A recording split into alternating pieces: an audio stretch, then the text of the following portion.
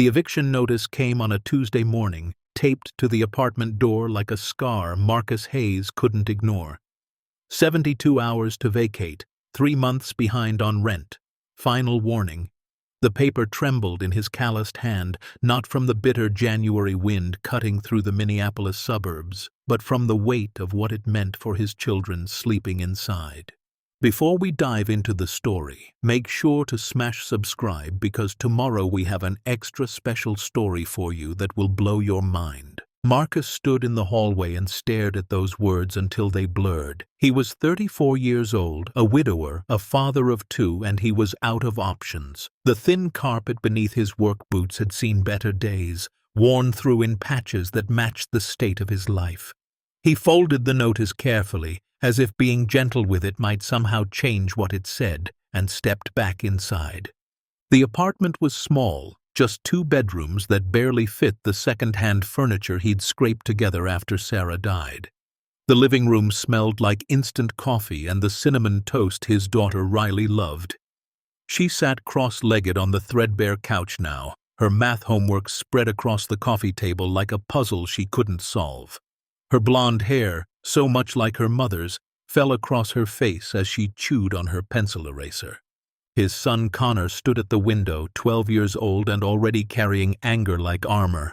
He stared out at the parking lot, at the cars covered in snow, at a world that had taken his mother and kept taking everything else. He didn't turn around when Marcus entered, didn't acknowledge the defeat written across his father's shoulders. Marcus walked to the kitchen and set the notice on the counter beneath a stack of other bills he couldn't pay. Medical debt from Sarah's final months. Credit cards maxed out on groceries and school supplies. A truck payment he'd missed twice already. The numbers swam together into an impossible equation with no solution. 2 years ago, Sarah had been the one who held everything together. She'd worked as a nurse, managed their finances, planned their lives with color-coded calendars and careful budgets. She'd made the world make sense.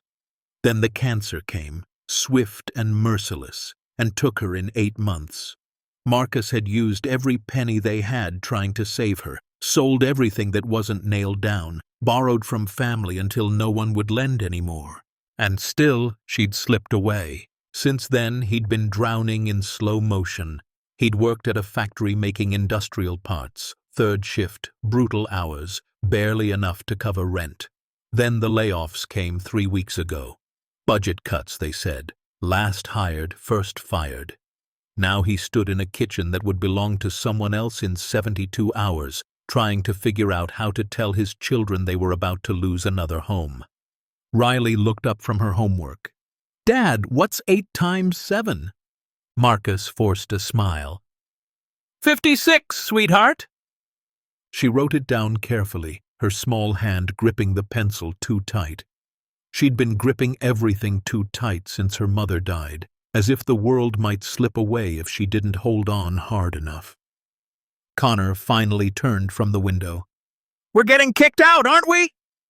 Marcus's throat tightened. His son had always been too observant, too smart for his own good. "We'll figure something out." "That's what you always say." Connor's voice carried an edge that cut deeper than anger. It was disappointment, and that hurt worse. Before Marcus could respond, his phone buzzed on the counter. Unknown number. He almost didn't answer, expecting another collections agency or automated reminder about bills he couldn't pay. But something made him swipe to accept. "Is this Marcus Hayes?"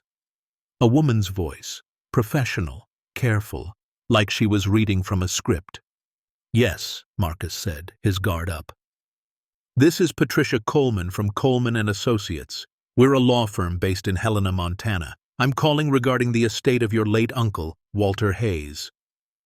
Marcus froze. "My uncle?" He hadn't heard that name in 20 years, maybe more. Walter had been his father's older brother, a man who'd vanished into the mountains after some family dispute Marcus had never fully understood. He'd met Walter exactly once, at his own father's funeral when Marcus was 14. The old man had stood at the back of the chapel, silent and weathered, his face carved from the same stone as the Montana peaks he'd disappeared into. He'd nodded once at Marcus, then left before anyone could approach him. Yes, Patricia Coleman continued. Mr. Hayes passed away 6 months ago. He had no will, but you are his sole surviving blood relative. You've inherited his property. Marcus pressed the phone tighter to his ear. What property? A house and approximately 40 acres in the Absaroka Range, just outside Red Lodge, Montana. It's quite remote. Mr. Hayes lived there alone for nearly 40 years. The room seemed to tilt. Is it worth anything? There was a pause, the kind that told Marcus the answer before she spoke. The property itself has minimal market value due to its remote location and condition. However, it is legally yours. We've been attempting to reach you for quite some time. She gave him an address, GPS coordinates, instructions for picking up the key from her office. The property taxes were current through the end of the year, she explained. After that, it would be his responsibility. She asked if he had any questions, her tone suggesting she hoped he didn't. Marcus had 1,000 questions, but only one that mattered. Can I live there? Another pause. Mr. Hayes, I should be clear. This is not a modern residence. There's no cell service. The nearest town is 40 miles away. Your uncle lived very simply, very privately. I'm not certain it's suitable for... Can I live there? Marcus repeated. Legally, yes. It's your property, but I would strongly suggest visiting it first before making any... I'll come get the key tomorrow, Marcus said. He hung up before she could talk him out of it. Connor was staring at him now, curiosity breaking through the anger. What was that? Marcus looked at his son, then at Riley still bent over her homework, then at the eviction notice on the counter. He thought about the nothing they had here, the nowhere else to go, the desperate mathematics of survival that never quite added up. Pack your things, he said. We're leaving. Leaving where? Connor asked. Montana. Riley's head shot up. Like the state? Like the state, Marcus confirmed. We're going to live in a house your great-uncle left me. Connor's eyes narrowed. What kind of house? I don't know yet, Marcus admitted. But it's ours, and that's more than we've got here. That night, Marcus lay awake on the couch he'd been sleeping on since he sold his bed frame for grocery money. The apartment was quiet except for the hum of the refrigerator and the distant sound of traffic on the highway.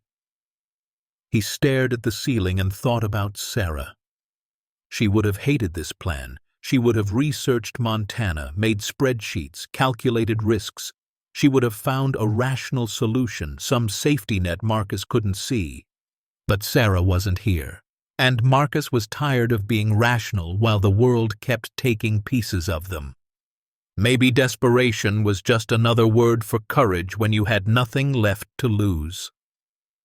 The drive west took 4 days.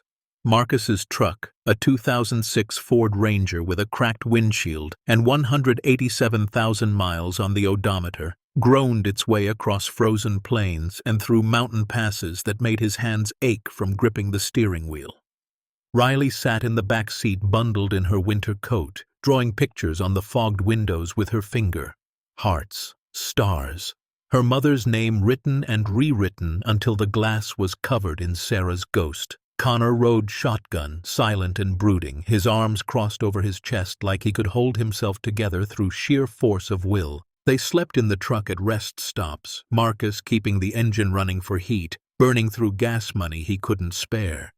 They ate at fast food places, splitting value meals across 3 people, stretching every dollar until it screamed.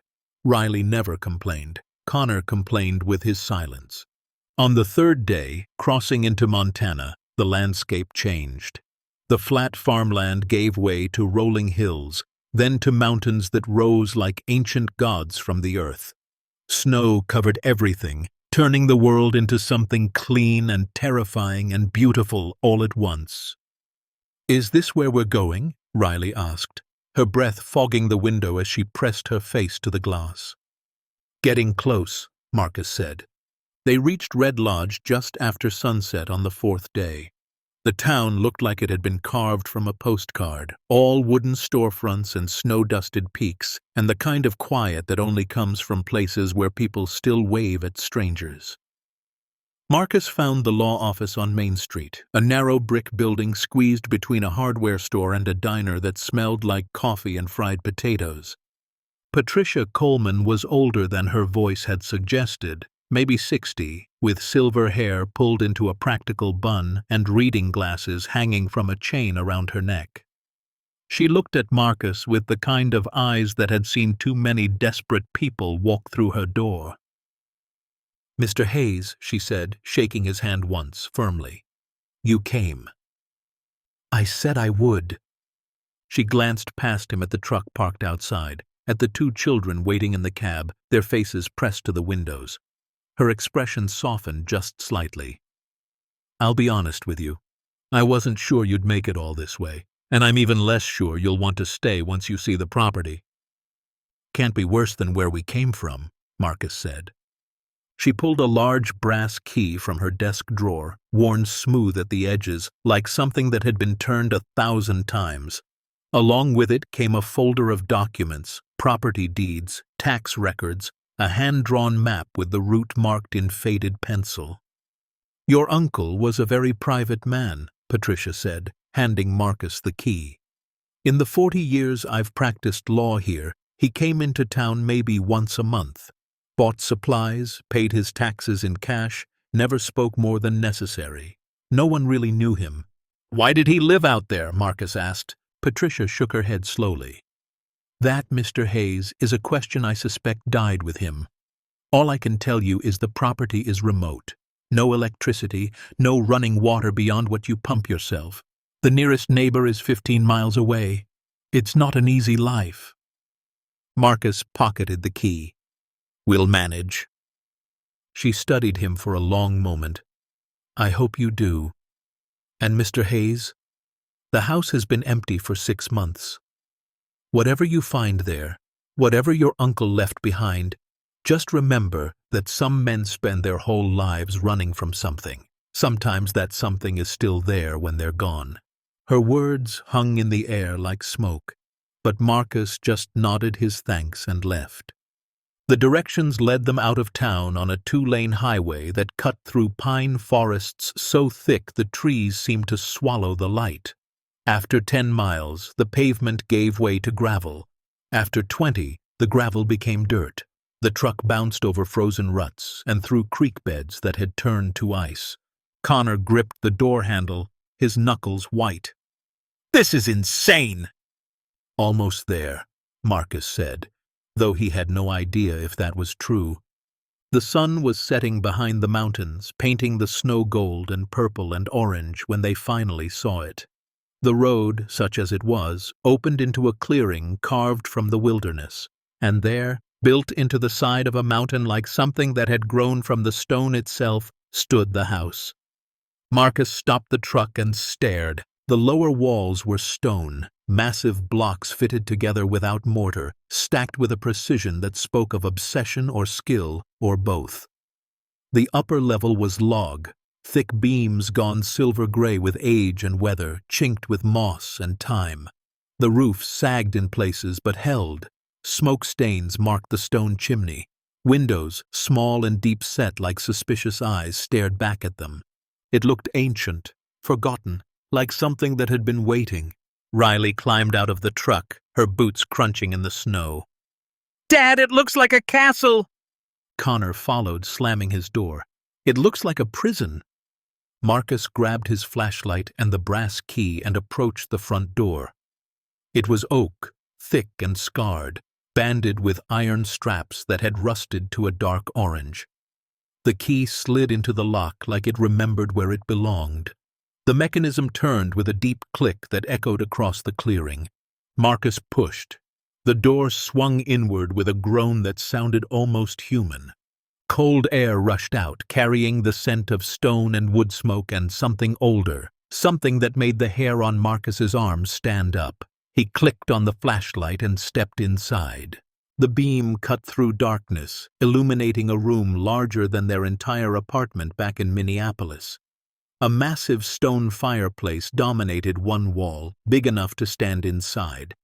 Rough wooden furniture sat arranged around it, a table, chairs, all carved from single pieces of timber.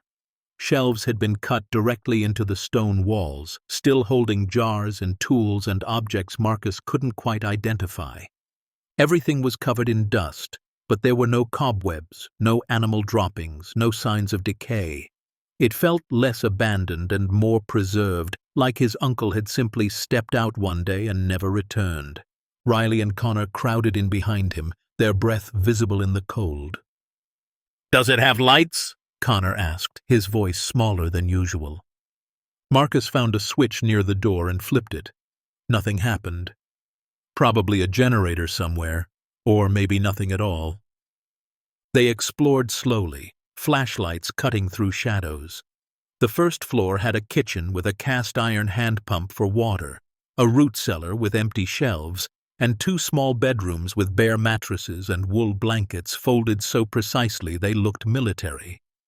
Everything was simple, functional, built by hands that knew how to make things last. Upstairs, a narrow staircase led to a loft with sloped ceilings and a single window facing east. Riley claimed it immediately, spinning in a circle, her arms out wide. "This is my room." Connor took one of the downstairs bedrooms without arguing. Marcus took the other. As darkness fell completely, they built a fire in the great stone hearth. Marcus found split wood stacked outside beneath a tarp, dry and ready, like his uncle had known someone would need it eventually. The flames crackled to life, filling the room with warmth and dancing light.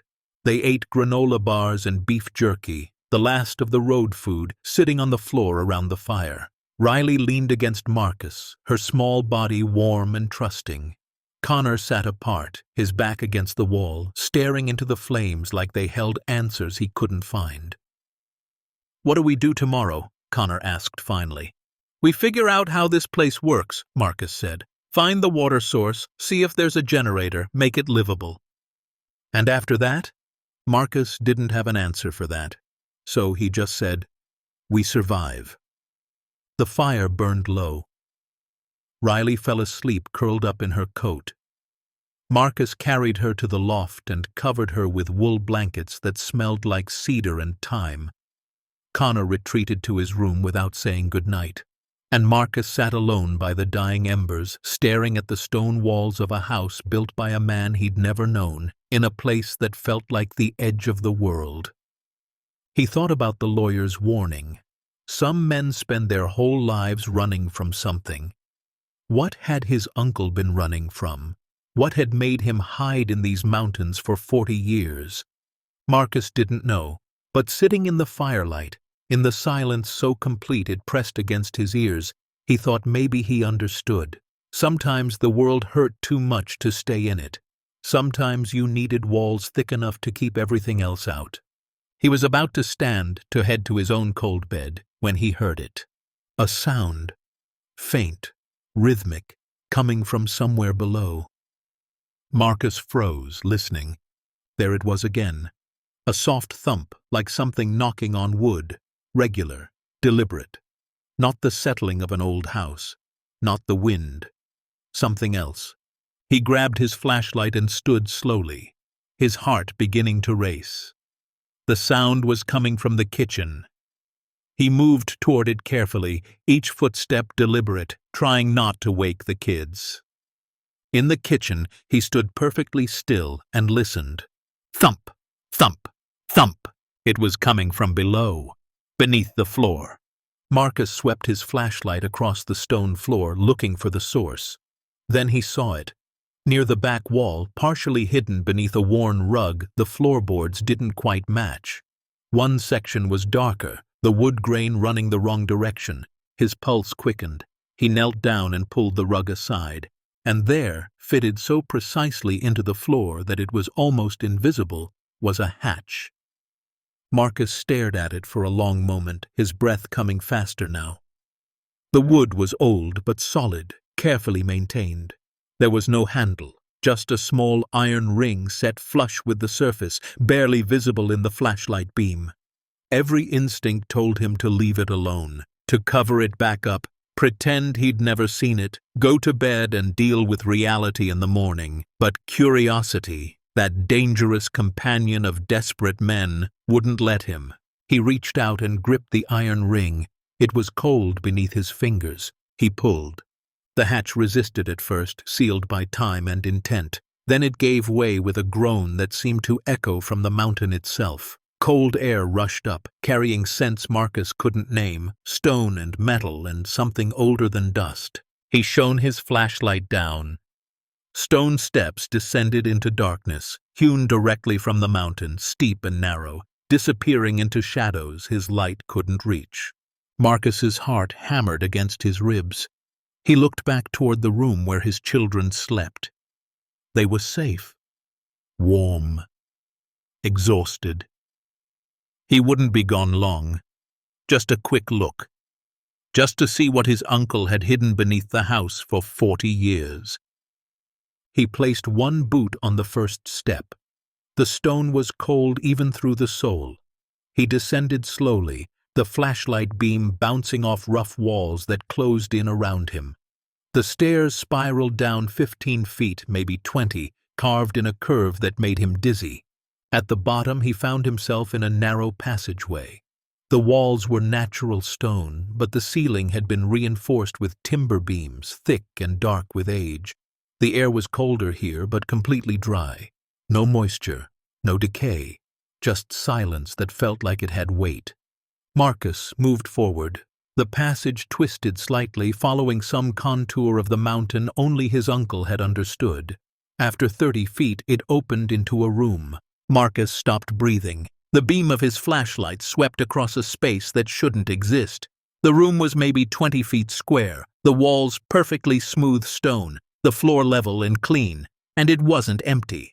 Against the far wall stood 3 wooden crates, each about 4 feet tall, sealed with iron bands that looked military in their precision. Beside them, a workbench held tools and instruments in velvet-lined cases, things Marcus didn't recognize. And on the wall itself, mounted in frames behind thick protective glass, were paintings. Marcus approached slowly, afraid that moving too fast might shatter whatever spell kept this room preserved. The first painting showed a woman in a blue dress, her expression serene and knowing, the brushwork so delicate it seemed to glow in his flashlight beam.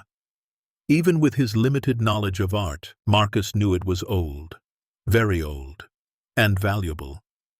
He moved to the next frame, a landscape, rolling hills beneath a golden sky, every blade of grass rendered with impossible precision, signed in the corner with initials Marcus couldn't quite read.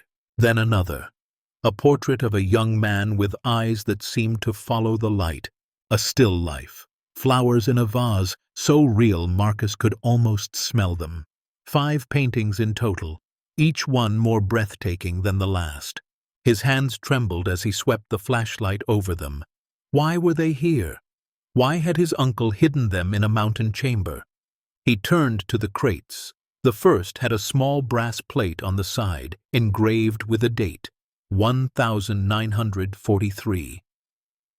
Marcus's pulse roared in his ears. He found a crowbar on the workbench and carefully pried the first crate open. Inside, wrapped in oiled cloth that still smelled faintly of preservative, were more frames, smaller ones, drawings, sketches, watercolors. He pulled one out with shaking hands. It showed a cathedral, rendered in exquisite detail, signed by someone whose name Marcus didn't know but whose skill was undeniable. He opened the second crate. Sculptures. A bronze figure of a dancer caught mid-movement. A marble bust of what looked like a Roman emperor. Pieces that belonged in museums, not buried beneath a kitchen floor in the Montana wilderness. The third crate was different. It contained leather-bound journals, dozens of them, stacked with military precision. Marcus pulled one out and opened it with trembling fingers. The handwriting was cramped but legible, dated 1976. The entry read, "Arrived at the house today. The collection is secure. No one followed. They think I'm dead, and perhaps I am. The man I was couldn't live with what we did, so I became someone else, someone who guards what should never have been taken." Marcus flipped through more pages.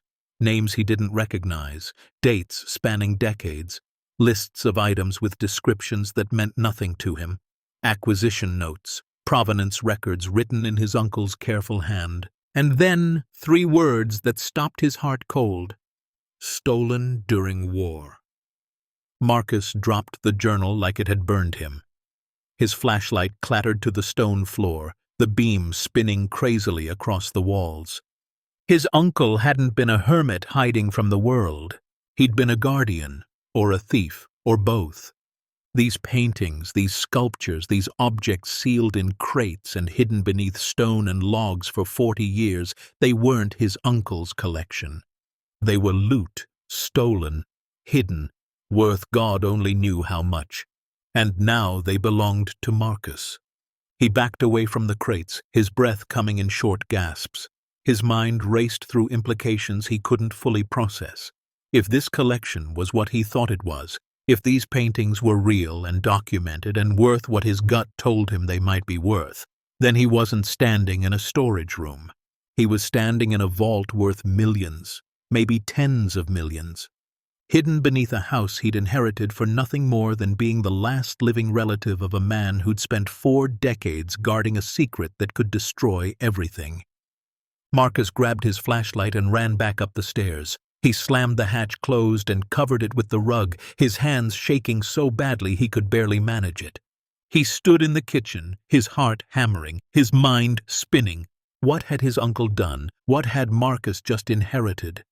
And what the hell was he supposed to do now? Marcus didn't sleep that night. He lay on the bare mattress in his uncle's room, staring at the ceiling beams, his mind racing through impossible scenarios. Every creak of the house made him flinch. Every gust of wind against the windows sounded like footsteps. The secret beneath the kitchen floor pressed down on him like a physical weight, suffocating and inescapable. By the time pale light began filtering through the small window, he'd made a decision. He needed to understand what he'd found before he could figure out what to do with it. And the only way to understand was to go back down there, to read his uncle's journals, to piece together a story that had been buried for 4 decades. Riley woke first, padding down from the loft in her socks and 2 small pajamas. She found Marcus already dressed, building a fire in the great stone hearth. "Morning, Daddy," she said, her voice still thick with sleep. "Morning, baby girl." He pulled her into a hug, holding her tighter than necessary. She felt so small, so fragile, so dependent on him to make the right choices. "You sleep okay?" She nodded against his chest. "I dreamed about Mom. She was here with us." Marcus's throat tightened. "Yeah? What was she doing?" "She was smiling. She said we're going to be okay." He kissed the top of her head, wishing he could believe that with the certainty of an 8-year-old who still thought dreams meant something. "I think she's right." Connor emerged from his room an hour later, silent and sullen. They ate a breakfast of instant oatmeal Marcus cooked over the fire, the 3 of them sitting on the floor like refugees, which in a way they were, refugees from a life that had collapsed, camping in the ruins of someone else's secrets. "I'm going to explore the property today," Marcus announced.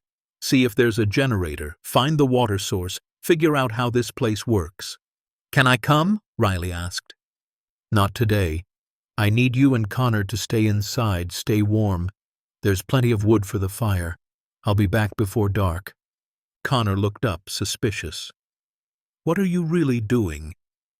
Marcus met his son's eyes. The kid was too smart, too observant. "I'm figuring out how to keep us alive here, that's all." It wasn't a lie exactly, just not the whole truth.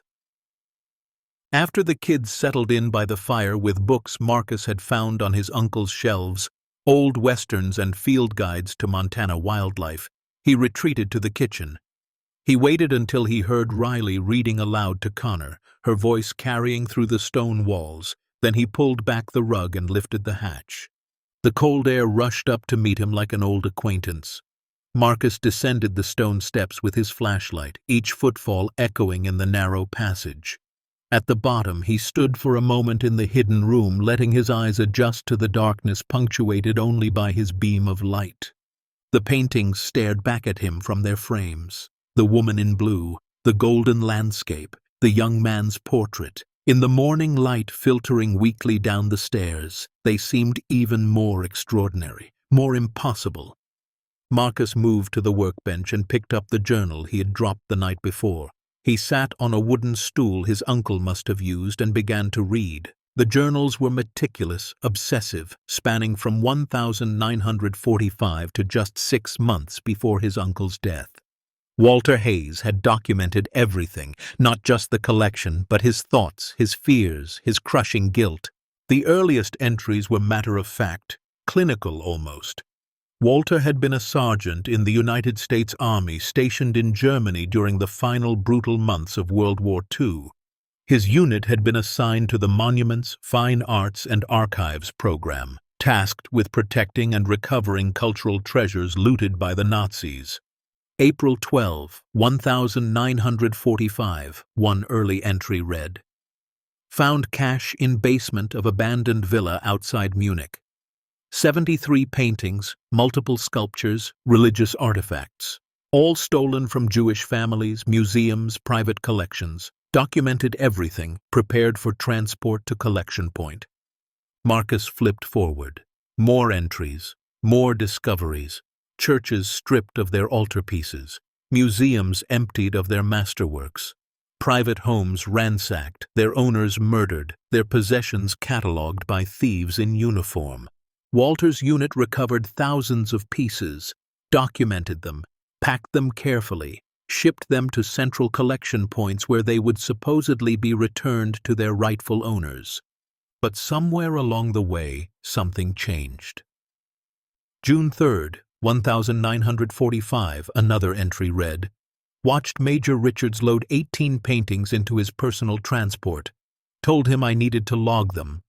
He laughed. Said half this stuff will disappear before it ever makes it back to its owners. Said the war created opportunities for men smart enough to take them. I reported him. Nothing happened. Marcus's hands tightened on the journal. He kept reading. Walter's entries became darker, more disillusioned. He documented corruption he witnessed, officers selling recovered art to private dealers, pieces declared destroyed that he knew were intact, bureaucrats pocketing treasures while families who'd lost everything were told their heirlooms were gone forever. And then the entry that explained everything. September 7, 1946. I can't do this anymore. Can't watch them steal what we're supposed to protect. Can't be complicit in this obscenity, so I'm taking them. Not for myself, for safekeeping, until the world is ready to do right by them.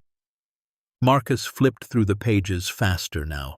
Walter had begun systematically rescuing pieces he believed would otherwise disappear into private collections or black markets. A Vermeer portrait, a Constable landscape, a Degas sculpture, drawings by old masters, religious artifacts, items so valuable, so historically significant that losing them would be a crime against humanity itself. He'd smuggled them home piece by piece over 2 years, using military transport, forged paperwork, and the chaos of post-war Europe. He'd hidden them in crates marked as personal effects, shipped them to a storage facility in New York, and then, in 1948, he'd disappeared. March 15, 1948, the entry read. Told my family I'm going west to find work. Told my commanding officer I'm mustering out. Told everyone I'm starting fresh. The truth is I'm running, can't face what I've done, can't undo it, can't live with the guilt of watching them be stolen again. So I'm taking them somewhere no one will ever find them, somewhere I can protect them until I figure out how to make this right. Marcus set the journal down and looked around the stone chamber. His uncle had spent 40 years in this self-imposed exile, guarding art he'd stolen from thieves, paralyzed by guilt and indecision. He picked up another journal, this one from the 1980s. July 22, 1983. Been here 35 years now. The collection is pristine, climate controlled by the mountain itself. Stable temperature, low humidity. Every piece as perfect as the day I sealed them away. But what's the point? I'm an old man now, no closer to knowing how to return them than I was in 48. Every year I tell myself this is the year I'll contact someone. Every year I lose my nerve. What if they arrest me? What if they sell the pieces anyway? What if I've protected them all this time, only to watch them disappear into the same corrupt system I tried to save them from? More years, more entries, the same circular reasoning, the same paralyzing fear. December 3rd, 1997. Saw a program on television about Holocaust survivors searching for family heirlooms. An old woman crying over a photograph of a painting that hung in her parents' home in Vienna, stolen in 43, never recovered. I checked my ledgers. I have that painting. It's been in this room for 49 years while she's been searching. What kind of man does that make me? Marcus felt sick. His uncle hadn't been a villain. He'd been a man crushed by impossible choices, trapped between the crime of theft and the crime of abandonment. The final journal was the most heartbreaking. January 8, 2024. 76 years since I brought them here. I'm dying. Doctor says maybe 6 months. My whole life spent guarding these treasures, and I failed. Failed the artists who created them. Failed the families who owned them. Failed history itself. I thought I was protecting them. Truth is, I was just too much a coward to face what I'd done. To whoever finds this, if anyone ever does, I'm sorry. Do what I couldn't. Give them back. Marcus closed the journal and sat in the silence of the stone room. His uncle had left him more than a collection. He'd left him a moral burden 4 decades in the making. He stood and approached the crates again. This time he opened them systematically, cataloging what he saw. The first crate held drawings and watercolors. Works on paper, his uncle's notes called them. Signed by artists whose names Marcus didn't recognize but whose skill was undeniable.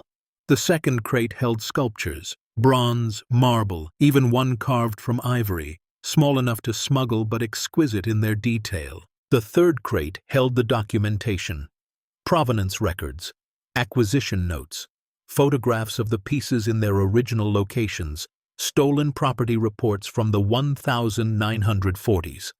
Everything needed to prove where these items came from and who they belonged to. Marcus pulled out one document at random. It was a theft report filed in Vienna in 1943. A family named Rosenberg had their home raided. Among the items taken, portrait of woman in blue dress, oil on canvas, artist Johannes Vermeer, circa 1665. Marcus looked at the painting on the wall. The woman in blue stared back at him, serene and knowing, unaware she'd been stolen, hidden, mourned for 80 years. He did the math in his head. If that one painting was a Vermeer, one of only 34 known to exist, it could be worth $20 million, maybe 30. The Constable landscape, another 10 million easily. The Degas sculpture, 5 to 8 million. And those were just the pieces he could identify. He looked around the room at the other frames, the unopened portions of the crates, the items still wrapped in cloth. How much was here? 50 million? 100 million? More? This collection could solve every problem Marcus had. He could sell just one piece quietly through private channels, set his kids up for life, never worry about rent or medical bills or food again. Give Riley and Connor the future their mother had wanted for them. But it wasn't his to sell. It belonged to families who'd been murdered, to museums that had been ransacked, to a history that had been violated. His uncle's final entry echoed in his mind. Do what I couldn't. Give them back. Marcus climbed the stairs slowly, his mind churning. He closed the hatch, covered it with the rug, and walked outside into the cold Montana morning. The sun was bright on the snow, the air so clean it hurt to breathe. He stood on the porch and stared at the mountains rising in every direction, feeling more alone than he'd ever felt in his life. He thought about Sarah, about what she would do. She'd always believed in doing the right thing, even when it cost you. Especially when it cost you. She'd worked extra shifts to help patients who couldn't pay. She'd donated to causes they couldn't afford to support. She'd lived like the world was fundamentally good and people were fundamentally decent. Marcus had learned differently.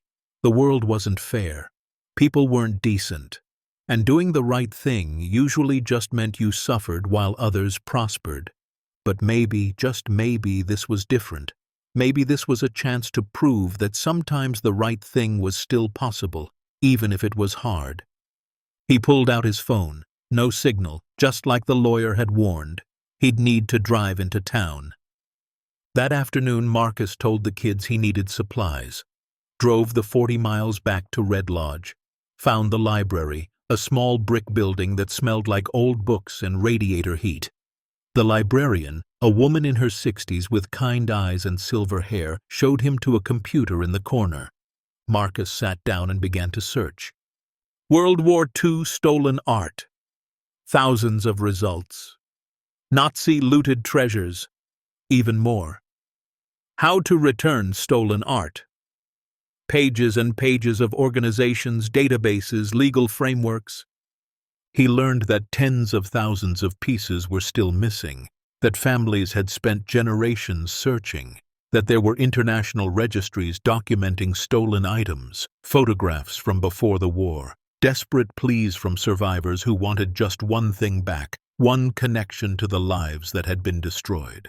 And he learned about Dr. Helena Strauss. Her name appeared again and again, director of the International Art Recovery Foundation, expert in Nazi-looted art. She'd spent 30 years helping return stolen pieces to their rightful owners. Museums, families, governments. Her organization worked with law enforcement, auction houses, private collectors, anyone who might unknowingly possess stolen property. Marcus read article after article about her work. A Monet returned to a family in Amsterdam. A sculpture recovered from a private collection in Switzerland. A medieval manuscript found in a warehouse in New York and returned to a monastery in Poland. If anyone could help him do this right, it was her. His finger hovered over the contact form on her foundation's website. This was it, the moment that would determine everything. Once he sent this email, there was no going back. No quiet sale, no easy money, no simple solution to his problems. Just the right thing, hard and costly and terrifying. Marcus thought about his uncle, alone in that house for 40 years, too afraid to act, paralyzed by fear and guilt until he died with the secret still locked away.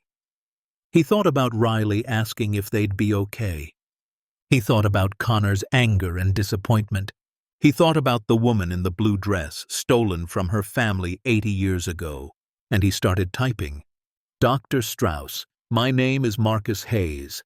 I recently inherited a property in Montana from my uncle who passed away 6 months ago. Hidden beneath the house, I found a collection of art and artifacts that I believe were taken during World War II. I don't know their exact value or complete origin, but I have documentation. I want to return them to their rightful owners. Can you help me? He read it 3 times. Changed artifacts to historical items, then changed it back. Added, I have children, then deleted it because that shouldn't matter. Finally, before he could talk himself out of it, he hit send. The librarian asked if he needed anything else. Marcus shook his head, paid for the computer time with quarters from his pocket, and walked back to his truck.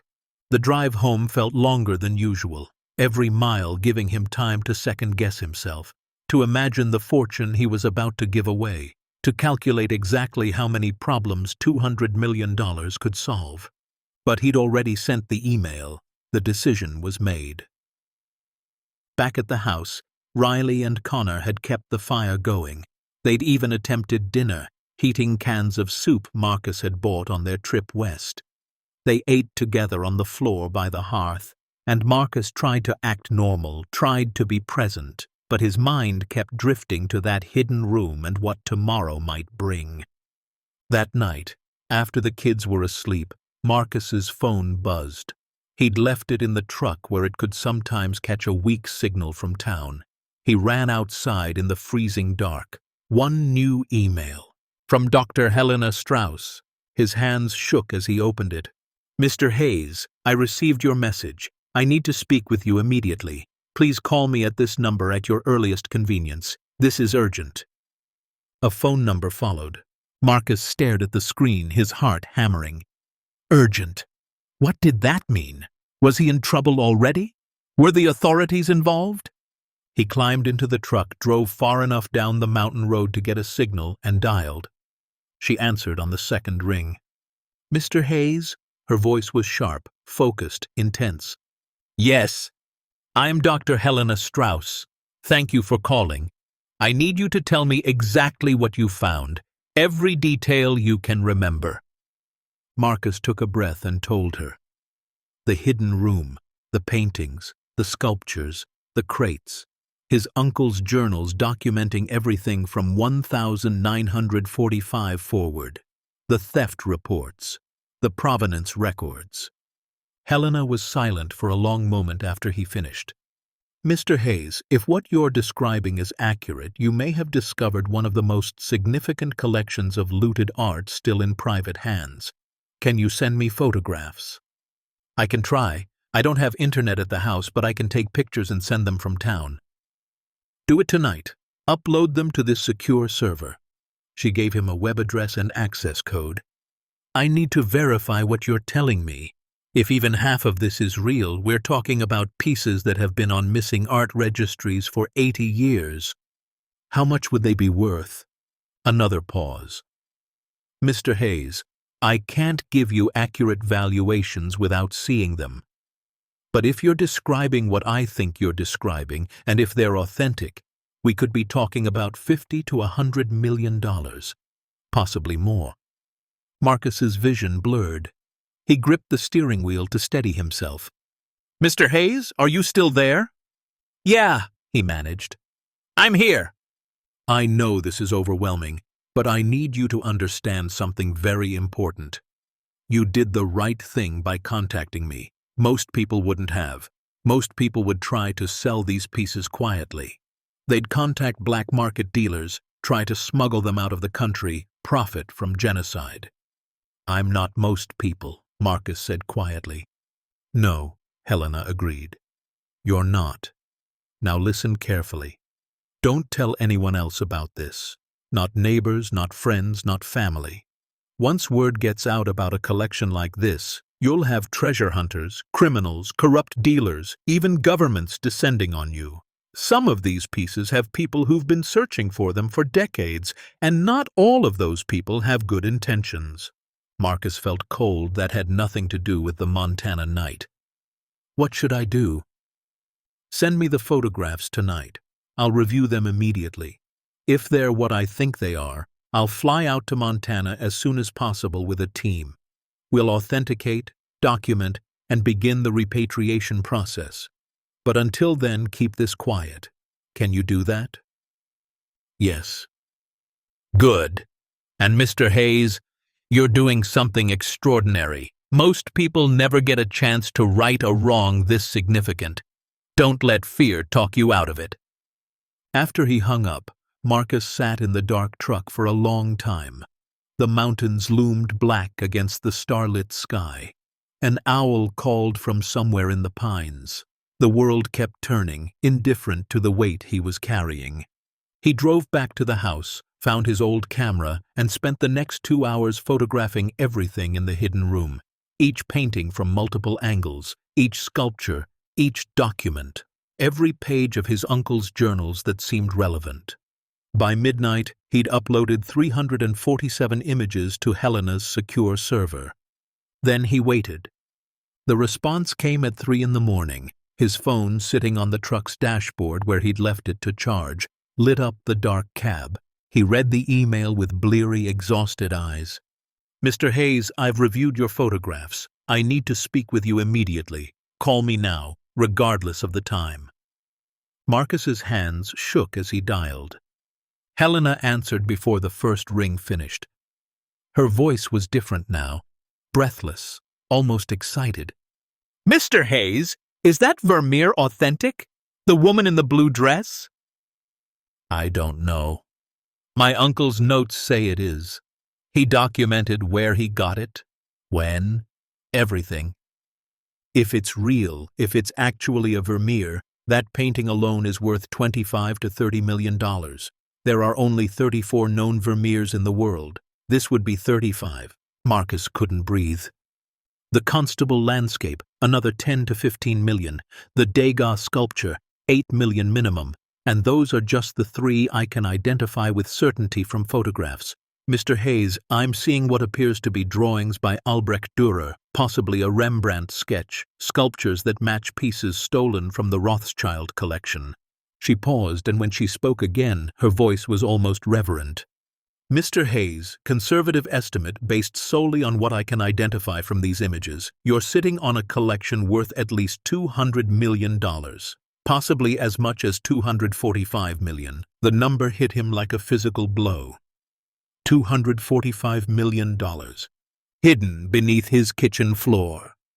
Enough money to solve every problem he'd ever had, to give his kids everything, to never worry again, and all of it stolen, all of it belonging to people who'd lost everything else. Mr. Hayes, are you there?" "Yeah," he whispered. "I'm here. I'm flying out tomorrow. I'm bringing a team. We'll need to authenticate everything, document the provenance, begin the legal process of repatriation. But you need to understand something." "What?" "Once this goes public, your life will never be the same. You'll have media attention, legal complications, governments will get involved. And Mr. Hayes?" "Yes?" "There are people who would kill for a collection like this. People who've been searching for some of these pieces for decades. Black market dealers who could sell them for hundreds of millions. Corrupt collectors who don't care about provenance. You need to be very, very careful. Don't trust anyone. Don't let anyone into that house. And for God's sake, don't tell anyone what you have." Marcus looked through the truck window at the dark house where his children slept, innocent and unaware. "It's too late for that," he said quietly. "I have to tell my kids. Then tell them tonight, and make sure they understand the danger. Because, Mr. Hayes, you've just opened a door you can't close, and there are people on the other side of it who won't hesitate to take everything from you." She hung up. Marcus sat in the cold truck watching his breath fog the windows and wondered what the hell he'd just done. $245 million, and he was going to give it all away. Marcus woke Riley and Connor before sunrise. They stumbled into the main room, confused, half asleep, the fire reduced to glowing embers in the massive hearth. Riley rubbed her eyes. Connor looked annoyed. "What's going on?" Connor asked, his voice thick with sleep and suspicion. Marcus had spent what remained of the night rehearsing this conversation in his mind. There was no easy way to say it, no gentle introduction that would soften the magnitude of what he had to tell them. So he just began. "I found something, under the house, a hidden room." Connor's eyes sharpened. "What kind of room?" Marcus sat down on the stone floor, gesturing for them to join him. Riley curled up against his side immediately. Connor remained standing, arms crossed, defensive. "Your great-uncle Walter, he fought in World War II. He was part of a unit that recovered art stolen by the Nazis. Paintings, sculptures, things taken from families who were killed. Things that were supposed to be returned to their owners." "Okay," Connor said slowly. "So?" "So Walter didn't trust the system. He thought the pieces would be stolen again, sold to private collectors, lost forever. So he took some of them. He brought them here. Hid them under this house for 40 years. Riley's eyes went wide. "Like treasure?"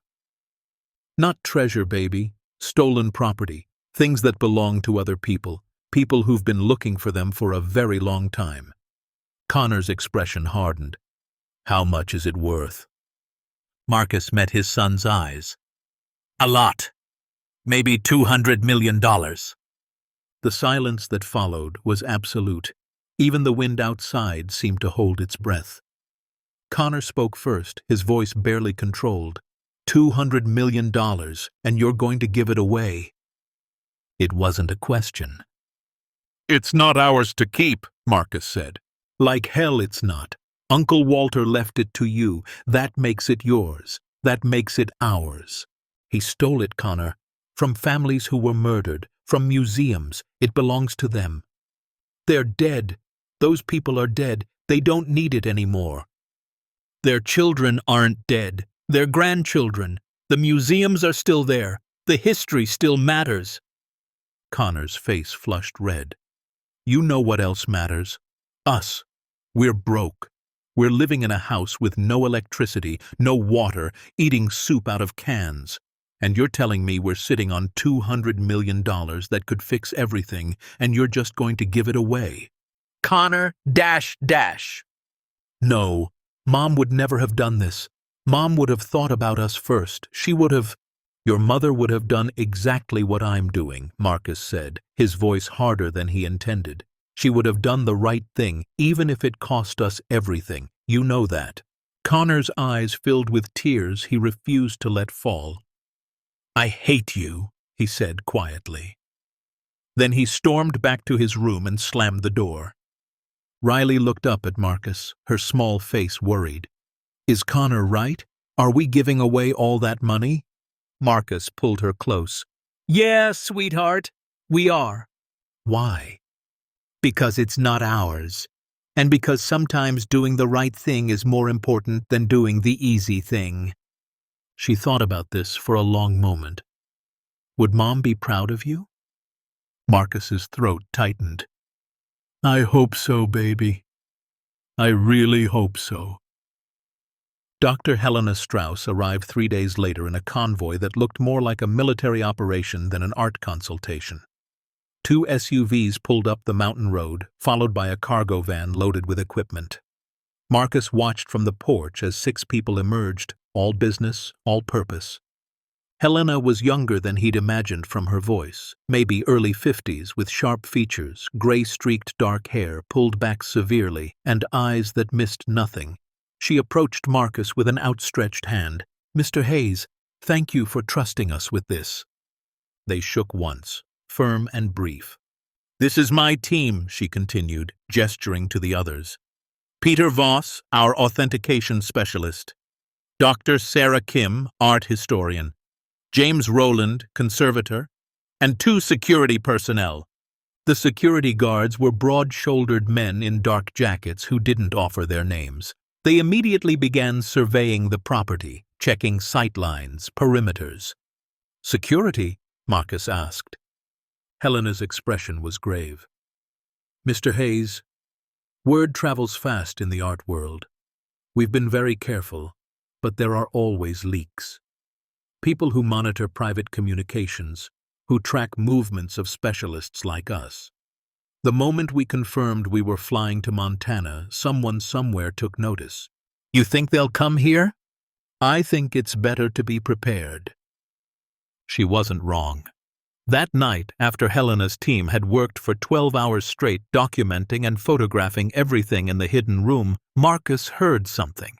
It was past midnight. Riley and Connor were asleep upstairs, exhausted from the upheaval of strangers filling their house. The team had retired to a hotel in Red Lodge. The security guards were supposed to be patrolling the perimeter.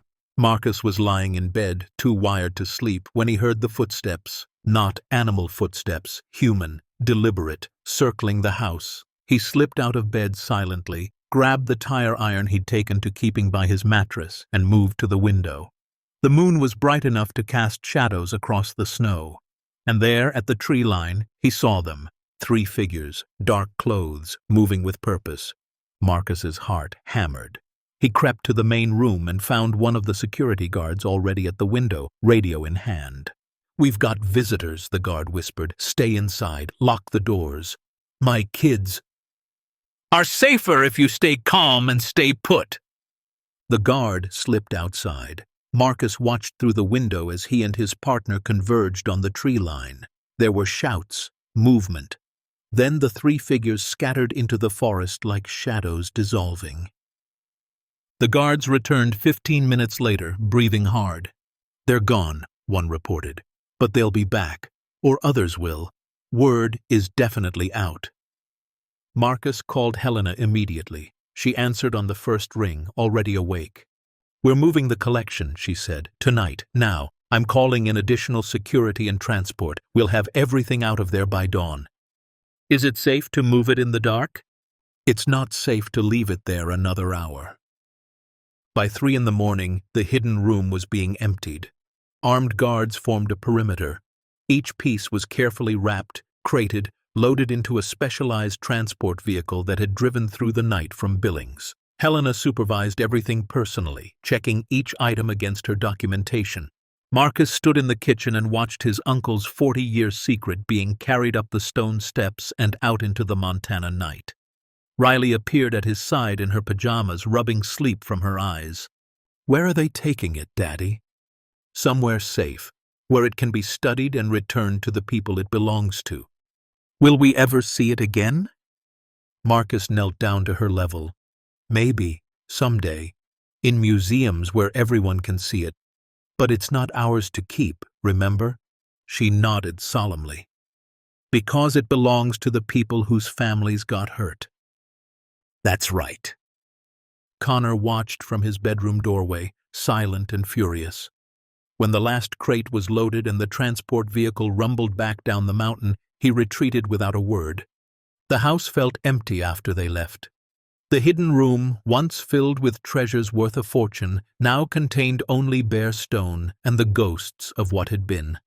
Marcus sat alone in that chamber for a long time after Helena's team departed, running his hands over the smooth walls his uncle had built, wondering if he'd made the right choice. His phone buzzed, a text from Helena. "Thank you for your courage. The hard part is over." But she was wrong. The hard part was just beginning. What happens next will test Marcus's resolve, reveal truths he never expected, and remind us why sometimes the hardest choices carry the greatest rewards. Stay tuned to see what happens next. If you're enjoying the story, please like, share, and subscribe for more. The weeks that followed were a blur of legal paperwork, phone calls, and Connor's silent fury.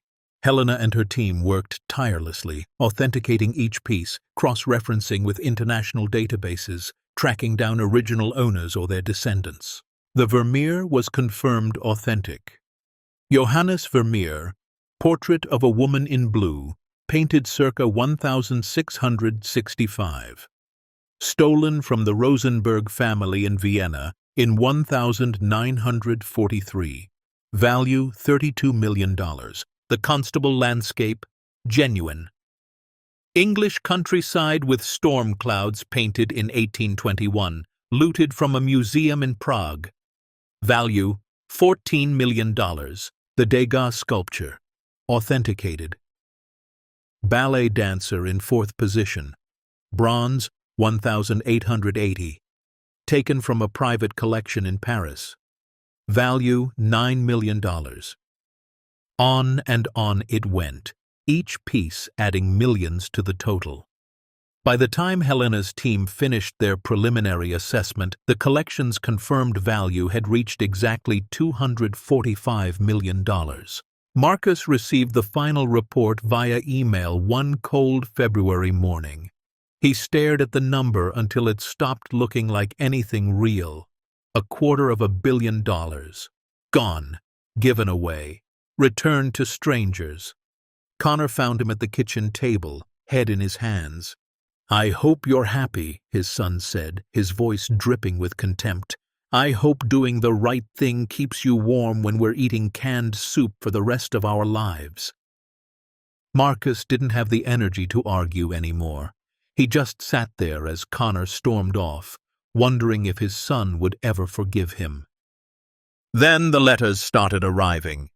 The first came 2 weeks after the collection had been transported, a thick envelope with Swiss postage, addressed to Marcus Hayes in elegant script. Inside was stationery that smelled faintly of lavender and a letter written in English with a slight European formality. Dear Mr. Hayes, my name is Amelia Rosenberg. I am writing to you because Dr. Helena Strauss informed me that you have located and returned a painting that belonged to my family. It was stolen from our home in Vienna on November 23, 1943, the day the soldiers came for us. My grandmother, Eva Rosenberg, was 24 years old when they forced her to watch as they emptied our house. They took the furniture, the silver, the books. But what broke her heart was the painting. It was of her mother, my great-great-grandmother, sitting in our garden wearing her favorite blue dress. It had hung in our dining room for 3 generations. My grandmother survived the camps, though she was the only one in her immediate family who did. She spent the rest of her life searching for that painting. She wrote letters to governments, to museums, to anyone who might help. She never stopped hoping. She died 30 years ago without ever seeing it again. Dr. Strauss sent me a photograph yesterday. The woman in the blue dress, my great-great-grandmother's face. A face I have never seen except in my grandmother's grief-stricken descriptions. I sat at my kitchen table and wept for 3 hours. You could have sold that painting, Mr. Hayes. You could have become wealthy beyond imagination. The black market for Nazi-looted art is vast and lucrative. No one would have known. No one would have blamed you. But you didn't. You chose to return it, to give our family back a piece of our history, a piece of our souls. There are no words sufficient to thank you, but please know that you have restored more than a painting. You have honored my grandmother's memory. You have given closure to a wound that has bled for 80 years. You have reminded me that there is still goodness in this world. I am traveling to New York next month to see the painting in person before it is officially repatriated. Dr. Strauss has arranged for it to be displayed at the Museum of Jewish Heritage. I will stand before my great-great-grandmother's face, and I will think of you, of your sacrifice, of your integrity. Thank you, Mr. Hayes. Thank you from the depths of a grief I inherited but can now finally begin to release. With profound gratitude, Amelia Rosenberg. Marcus read the letter 3 times, tears streaming down his face. His hands shook as he held the delicate paper. He'd been so focused on the money he was giving up, on Connor's anger, on the practical impossibility of their situation, that he hadn't truly understood what returning these pieces meant. This wasn't just about art. It was about healing wounds that had festered for generations. He folded the letter carefully and placed it in his shirt pocket, close to his heart. That evening, Connor found him sitting outside on the porch steps, watching the sun set behind the mountains. His son sat down next to him, silent for a long moment. "What's that?" Connor finally asked, nodding at the letter visible in Marcus's pocket. Marcus pulled it out and handed it to him without a word. Connor read it slowly. When he finished, he was quiet for a long time. "She really cared about the painting that much?" he asked quietly. "It wasn't about the painting," Marcus said. "It was about what it represented, her family, her history, everything that was taken from her." Connor folded the letter and handed it back. "How much money would we have gotten for that one?" $32 million. Connor let out a low whistle. "And you just gave it back." "Yeah." More silence. Then Connor said, even quieter, "I still think you're crazy, but maybe I get it a little more now." It wasn't forgiveness, but it was understanding. And that was something. More letters came. A family in Prague thanked Marcus for returning a sculpture that had sat on their grandfather's desk. A museum in Paris wrote to express gratitude for the recovery of 3 drawings stolen during the occupation. A rabbi from New York sent a blessing for Marcus's family, honoring his choice to return religious artifacts to their community. Each letter carried the same weight: gratitude, relief, healing. Marcus kept them all in a wooden box he found in his uncle's belongings. On the nights when doubt crept in, when the Montana winter felt too long and the money too tight and the choice too costly, he would read them again, and he would remember why he'd done it. 2 months after the collection was transported, Helena called. Her voice carried an emotion Marcus hadn't heard before, something like excitement mixed with relief. "Mr. Hayes, I have news. Can you talk?" Marcus stepped outside where he could get better reception. "I'm listening." The authentication and documentation process is complete. We've identified the original owners or their descendants for all but 3 pieces. The repatriation process is officially beginning. That's good, Marcus said, though he wasn't sure why she sounded so animated. But there's more. I've been in discussions with several governments and private foundations about your role in all this. Mr. Hayes, there are reward programs, finder's fees for the recovery and return of stolen cultural property, especially for Nazi-looted art. Marcus's heart began to race. Okay. The German government has approved a finder's fee for the 17 pieces being returned to German museums and families. It's 10% of the authenticated value. That's $8.7 million. Marcus sat down hard on the porch steps. What? The Rosenberg family has established a trust in your name. They want to ensure your children's education is fully funded. They're contributing $2 million. Helena. The French Ministry of Culture is offering a reward for the return of the items stolen from Paris, $1.5 million. The Czech government, $750,000. Mr. Hayes, when you add it all up, including contributions from several private foundations who believe in what you've done, you're looking at a total of approximately $15 million. Marcus couldn't breathe, couldn't think. The number echoed in his head like something impossible. 15 million, he repeated. Yes, it's not the full value of the collection, not even close, but it's substantial, life-changing. And Mr. Hayes, it's yours. Completely legal, completely ethical. You earned it by doing the right thing. Marcus pressed his palm to his forehead, overwhelmed. I don't understand. You thought you'd get nothing, Helena said gently. Most people would have. But these families, these governments, they wanted to honor what you did, to prove that integrity still matters, that sacrifice can be rewarded. After they hung up, Marcus sat on the porch for a long time, staring at the mountains without seeing them. $15 million. Not the $245 million the collection was worth. But enough. More than enough. Enough to pay off every debt, to secure Riley and Connor's futures, to rebuild this house properly, to never worry about rent or food or medical bills again. Enough to live, truly live, for the first time since Sarah died. And he'd gotten it not by stealing, not by lying, not by keeping what wasn't his, but by giving it back. That night, he called Connor and Riley into the main room. They sat by the fire, the 3 of them, and he told them. Riley's eyes went wide. $15 million? That's like a lot, right? Marcus laughed, the sound surprising him. Yeah, baby, that's a lot. Connor was quieter. So we're not broke anymore. No, we're not broke anymore. And you got that money by giving away the other money. That's right. Connor stared into the fire for a long moment. When he spoke, his voice was different. Softer. Almost like the boy he'd been before his mother died. Mom would be proud of you. I think I'm proud of you too, even though I was really mad. Marcus pulled both his children close, one on each side. They sat like that for a long time, the fire crackling, the Montana night silent and cold beyond the stone walls. What do we do now? Riley asked.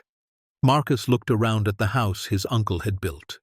The house that had held a secret for 40 years. The house that had saved them and tested them and ultimately transformed them. We stay, he said. We fix this place up right. We make it a home. And we remember that sometimes doing the right thing doesn't mean you lose everything. Sometimes it means you find what you were looking for all along. In the weeks that followed, Marcus's life began to change in ways both large and small. The money arrived in stages, carefully documented, completely legal. He paid off every debt, methodical and thorough, watching numbers he'd been terrified of for years finally reach zero. He hired contractors to install solar panels, to drill a proper well, to repair the roof and reinforce the foundation. The house that had been a desperate shelter became a real home, warm and solid and theirs. But the biggest change wasn't in the house or the bank account, it was in Connor. His son threw himself into learning about the art his father had returned. He researched each piece, read about the families who'd received them back, studied the history of Nazi looting and cultural repatriation. He built a website documenting the collection, not to brag or seek attention, but to educate. "Someone should know this story," Connor said one evening, showing Marcus the site he'd built. "Not your story, the art story, where it came from, what it meant to the people who lost it, why it mattered to give it back." Marcus looked at his son with wonder. The angry, grief-stricken boy who'd cursed him for giving away a fortune had become a young man who understood that some things mattered more than money. One evening in early spring, as the snow began to melt and the first green shoots appeared in the meadow below the house, Marcus received a package. Inside was a medal, brass and heavy, engraved with simple words: "For integrity, courage, and the return of what was lost." A note accompanied it, signed by 24 people. Amelia Rosenberg, the director of the Prague Museum, a rabbi from New York, a French government official, families whose names Marcus didn't recognize but whose gratitude he could feel in every carefully chosen word. "You gave us back our past," the note read. "We want you to have a future." Marcus hung the medal on the wall beside his uncle's old workbench, not as a trophy, but as a reminder.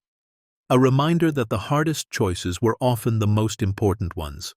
That integrity wasn't just an abstract concept, but a living practice.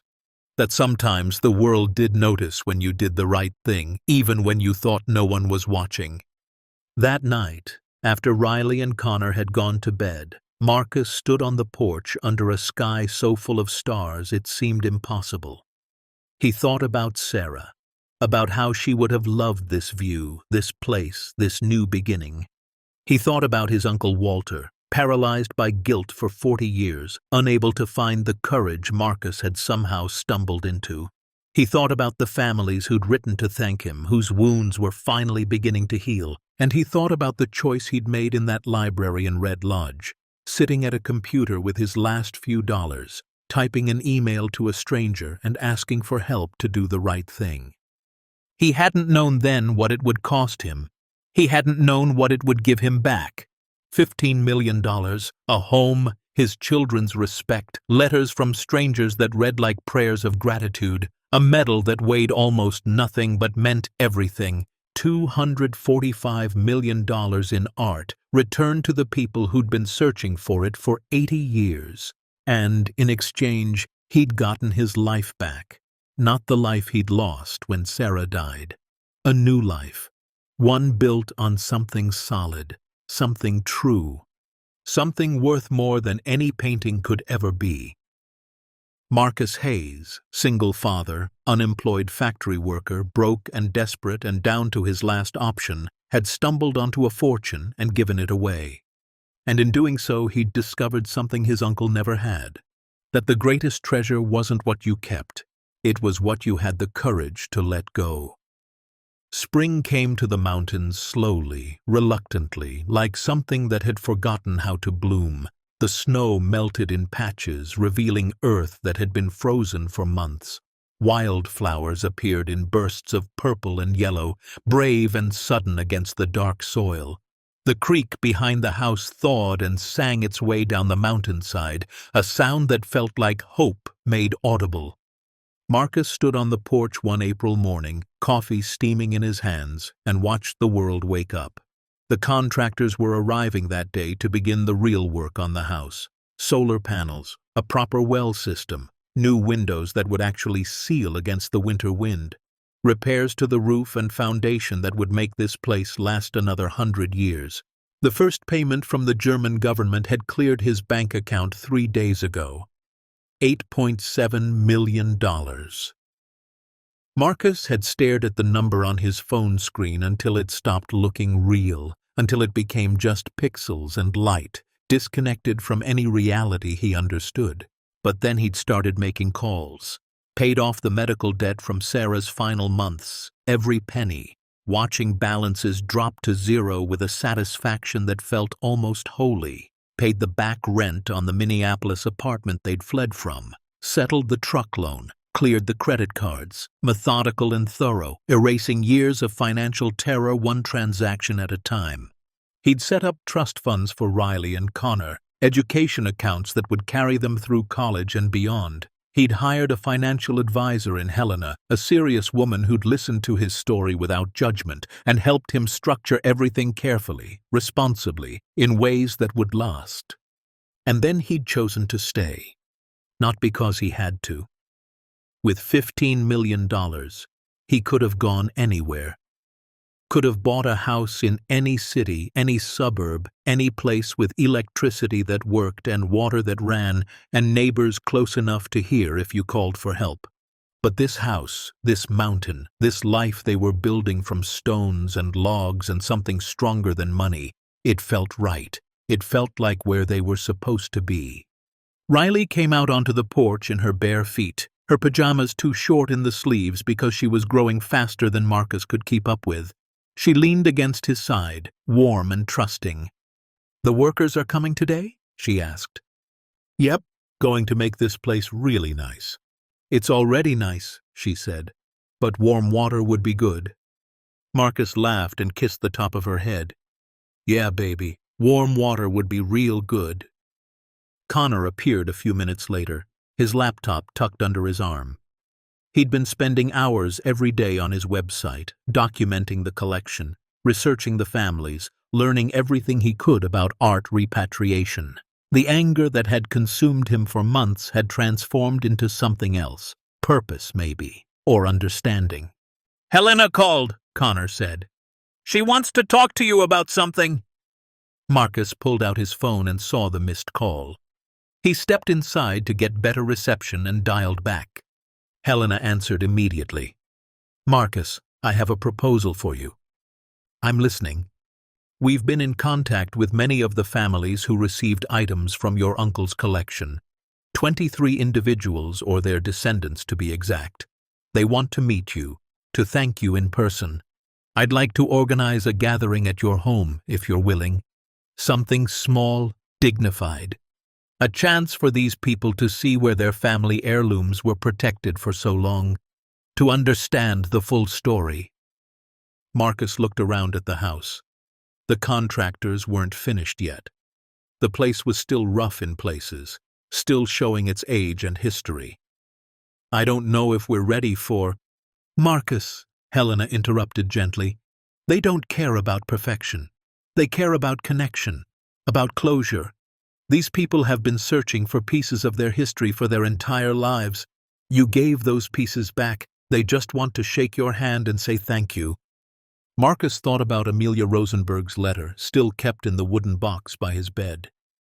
He thought about the other letters that had followed, the gratitude that still felt too large for him to fully accept. "Okay," he said. "When?" "June. First weekend. I'll coordinate everything. You just need to open your door." The gathering was scheduled for Saturday, June 8th. Marcus spent the weeks leading up to it in a state of controlled panic. The house was better now, properly insulated, with running water and electricity from the solar panels, but it was still just a house. Still just stone and logs and history. He didn't know how to host 20 strangers from around the world. Didn't know what to say to people who'd lost so much. Riley helped him clean obsessively.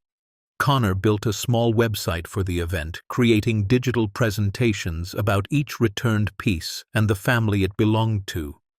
They worked together in ways they hadn't since Sarah died, united by something bigger than their grief. The night before the gathering, Marcus couldn't sleep.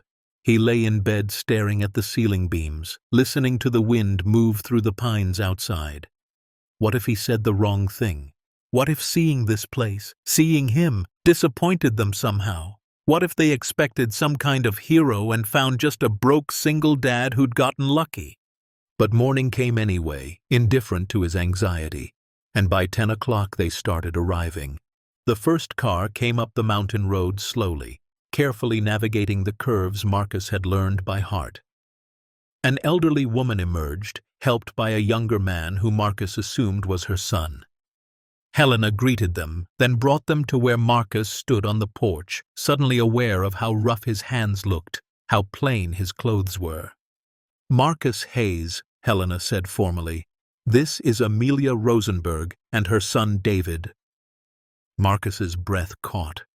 The woman from the letter. The one whose grandmother had searched for the Vermeer her whole life. Amelia looked at him with eyes that held 80 years of grief and something new now, something like peace.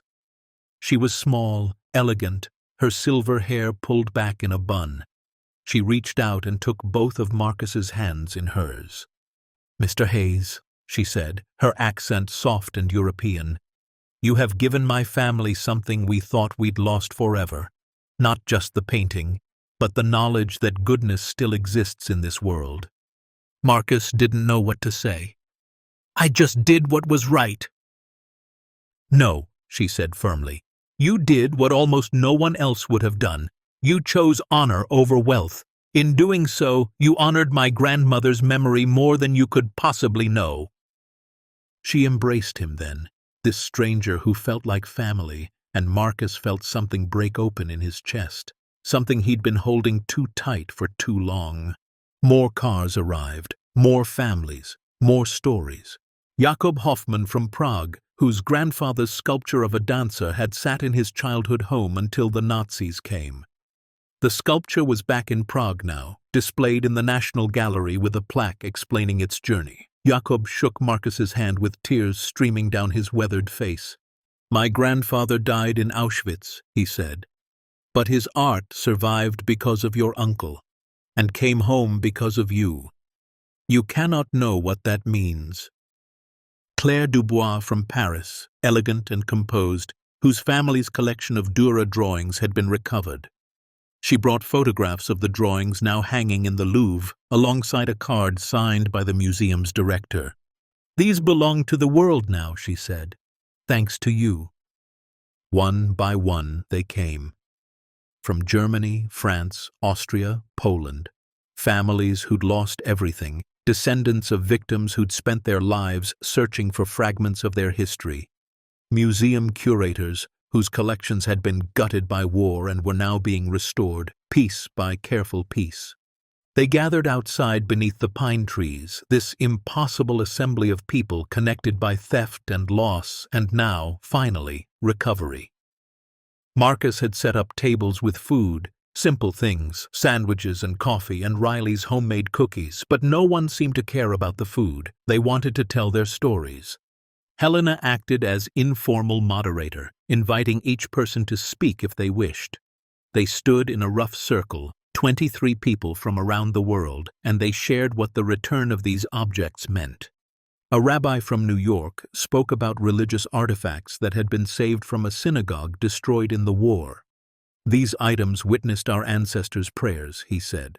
"They survived when our people did not. Having them back, it is like having our ancestors with us again." A woman named Sophia from Vienna talked about a small watercolor of her family's country house. "It is not valuable like the others," she said. "Maybe worth $20,000, but it was painted by my great-aunt the summer before she was taken to Theresienstadt. She never came back. That painting is the only thing we have from her hand, the only proof she existed, she created, she loved." A museum director from Amsterdam described the Constable landscape now hanging in their gallery. For 79 years we had an empty frame on our wall, a reminder of what was stolen. Now the painting is home. Our visitors weep when they see it. Marcus listened to each story, his throat tight, his eyes burning. Riley sat beside him, holding his hand. Connor stood behind them, his hand on Marcus's shoulder, all three of them connected by these testimonies of loss and recovery. When everyone who wanted to speak had spoken, Helena stepped forward. She held a wooden box, small and polished. "Marcus Hayes," she said formally, her voice carrying across the clearing. "On behalf of these families, these museums, these communities, we want to present you with something." She opened the box. Inside, on velvet, lay a medal, bronze, heavy, engraved with careful script. "For integrity in the face of temptation, for courage in the service of justice, for the return of what was lost and the restoration of what was broken. We honor Marcus Hayes, who proved that one person's choice can heal wounds that have bled for generations." The crowd rose to their feet, not applauding but standing in respect, in gratitude, in recognition of something that went beyond words. Amelia stepped forward and lifted the medal from the box. She placed it around Marcus's neck, her hands trembling slightly. "You gave us back our souls," she whispered. "We give you our eternal thanks." Marcus looked out at these faces, young and old, marked by grief that was finally beginning to soften. He thought about his uncle Walter, who'd spent 40 years in this place unable to take this final step. Who'd died with the secret still locked away, still paralyzed by fear and guilt. And he understood suddenly what his uncle had been trying to teach him, even in death. That some burdens were too heavy to carry alone, that some wrongs could be righted, even decades later. That courage wasn't the absence of fear, but the choice to act despite it. "Thank you," Marcus managed to say, his voice rough. "But I didn't do this alone. My kids, Riley and Connor, they sacrificed too. They gave up a fortune they never asked to lose. If I have any courage, I learned it from them, and from my wife, who taught me that doing right matters more than doing well." He looked down at Riley, then back at Connor. "This medal belongs to all of us. This story belongs to all of us. And if it means anything, it's that we're all connected. By history. By loss. By the choice to keep trying, to keep hoping, to keep believing that healing is possible." The gathering lasted until sunset. People shared meals, exchanged contact information, promised to stay in touch. They walked through the house, touched the stone walls, stood in the empty room that had held their treasures for so long. Some prayed, some wept. Some simply stood in silence, bearing witness to a space that had protected what they'd feared was lost forever. As the last car wound its way back down the mountain road, its taillights disappearing into the dusk, Marcus stood on the porch with Helena. "What now?" he asked. She looked at the house, then back at him. "Have you thought about what you want to do with this place, with your story?" "I've been thinking," Marcus admitted. "Maybe there's a way to keep this going, to use what happened here to teach people about art, about history, about why repatriation matters." Helena smiled. "I was hoping you'd say that."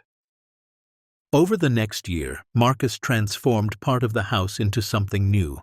The hidden room, once a vault for secrets, became a small museum and education center. He installed climate control, proper lighting, display cases. He worked with Helena and her foundation to create rotating exhibits about Nazi-looted art, the importance of cultural preservation, the ongoing work of recovery and repatriation. He called it the Hayes Heritage Center. School groups began visiting from Red Lodge and beyond. College students studying art history, museum studies, cultural preservation. Professors brought their classes to hear Marcus tell the story firsthand. Not just his story, but his uncle's. Not just about the art, but about the families who'd lost it and the decades-long work to bring it home.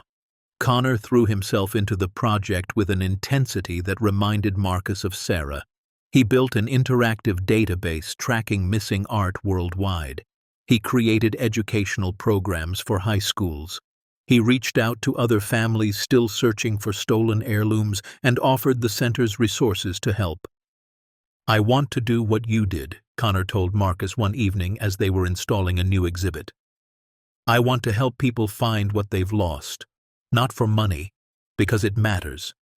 Marcus looked at his son, 17 now, tall and serious and so much like his mother it hurt. "You're already doing it, buddy. You're already making a difference." Riley, 14 now and showing her mother's artistic talent, began taking art conservation classes online.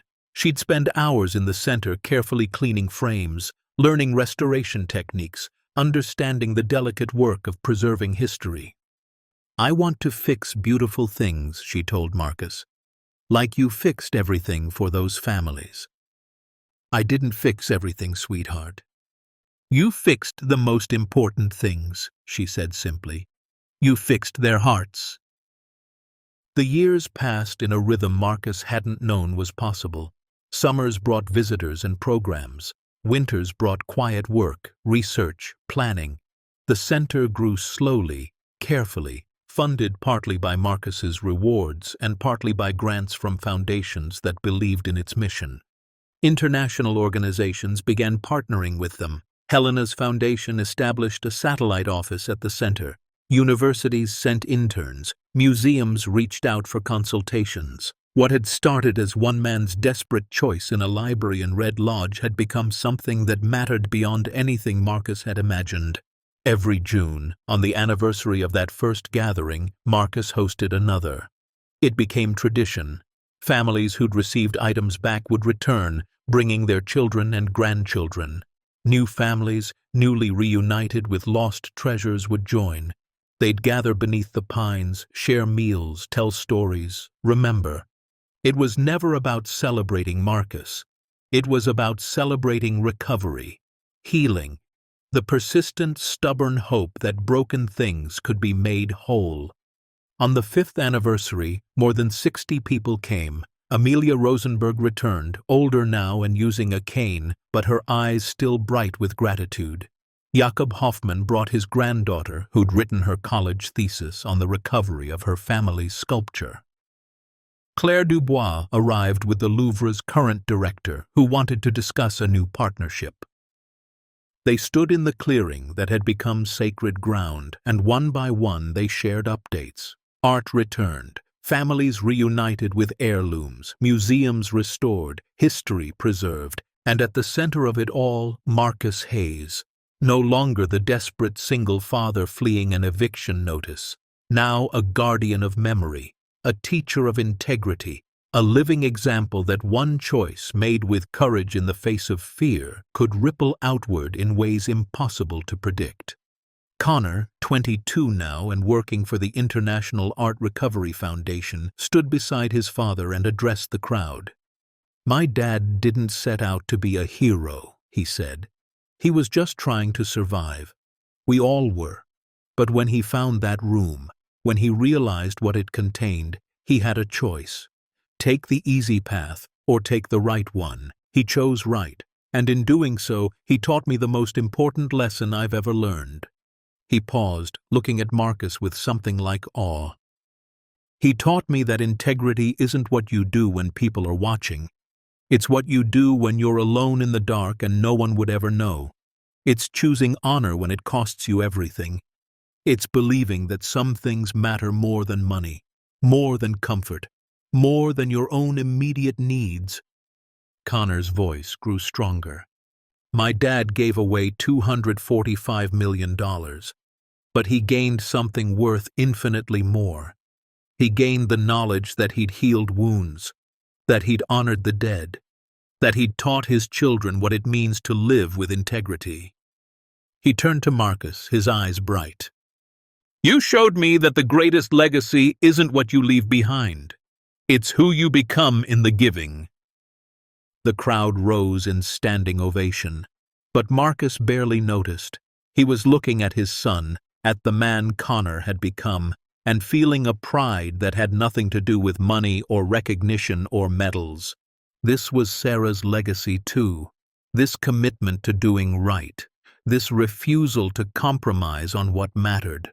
She'd lived it every day of her life, and somehow, through grief and hardship and desperate choices, Marcus had managed to pass it on. Riley, 19 now and studying art conservation at NYU, stood to speak next. "I was 8 when we came to this house," she said. "I remember being cold and scared and not understanding why we couldn't stay in our apartment. I remember Dad telling us about the art, about giving it all away, and I remember thinking it sounded like a fairy tale, like something that happened in stories, not real life." She smiled, and Marcus saw Sarah in her expression, in the tilt of her head. "But it wasn't a fairy tale. It was just my dad, choosing to do what was hard because it was right, choosing to believe that returning things to people who'd lost them mattered more than our own comfort. And you know what I learned from that?" She looked directly at Marcus. "I learned that we're not defined by what we have. We're defined by what we're willing to give up for something greater than ourselves. That's the legacy Dad built. Not this center, as amazing as it is, but the idea that one person, with nothing but integrity and courage, can change lives, can heal history, can prove that goodness still exists." Marcus stood listening to his children speak and felt something settle in his chest, something that had been unsettled since Sarah died, since the eviction notice, since the moment he'd lifted that hatch and discovered his uncle's terrible secret. He'd done it. He'd kept them together, kept them safe, and more than that, he'd taught them something worth knowing, something worth living. That night, after the guests had departed and the clearing was quiet again, Marcus stood alone on the porch. The medal hung around his neck, warm from his body heat. The stars spread across the Montana sky like promises. He thought about the journey that had brought him here, the desperation, the fear, the impossible choice in that library, the letters from grateful families, the gatherings under the pines, the slow transformation of his children from grief-stricken refugees to passionate advocates for justice. He thought about his Uncle Walter, who'd built this house to hide from his guilt, who'd spent 40 years protecting treasures he didn't know how to return, who'd died hoping someone braver would finish what he couldn't. And Marcus understood finally what he'd inherited.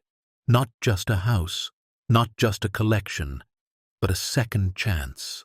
A chance to prove that the past didn't have to define the future, that stolen things could find their way home, that broken hearts could heal even after decades of pain. The door opened behind him. Connor and Riley joined him on the porch, one on each side, just like they used to when they were small. "What are you thinking about, Dad?" Riley asked. Marcus looked at his daughter, then at his son. Both grown now, both strong, both kind in ways that made his heart ache with pride. "I'm thinking about your mom," he said honestly. "About how she'd love what this place has become, what you've both become." "Do you think she'd be proud?" Connor asked quietly. Marcus thought about Sarah, about her unwavering belief in doing right, about the way she'd lived every day with integrity and grace, about the legacy she'd left not in things, but in values. "Yeah," he said, his voice thick. "I think she'd be real proud of all of us." They stood together in comfortable silence, watching the stars turn overhead. The wind moved through the pines with a sound like breathing. The house behind them stood solid and warm, no longer a hiding place, but a beacon. A place where broken things were made whole. "Dad," Riley said after a while, "do you ever regret it, giving away all that money?"